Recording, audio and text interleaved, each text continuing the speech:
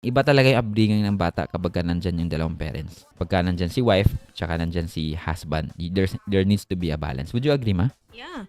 Siyempre, yung nandito tayo sa bahay lang, we are able to take care of the kids. May more time tayo sa kanila. Kaya nga nag-homeschool tayo sa eldest natin. She's now 4 years old, pre-kinder. So, bali kinder 1. Ayun, we're able to homeschool her and galing, di ba? Galing. Nakita mo kahapon, she was able to write Full name at 4 years old. at 4 years old tapos nagsisimula na siyang magbasa. And dahil dyan sa nandun yung dalawang parents, there's no substitute for parents kasi guys. Dahil in terms of patience, tayo yung number 1 dyan. In terms of love, tayo yung number 1 dyan. In terms of giving out the best for them and looking out the best for them, tayo yung number 1 dyan. Hindi yung teacher, hindi yung katulong nyo, hindi yung parents ninyo, tayo yung number 1 dyan. So dahil nakikita natin yung bata na dito siya magaling, then we can change the structure ng learnings niya para talagang ma-maximize and ma-enhance yung potential ng bata. So yan yung mga nakikita ko talagang major advantage of working from home.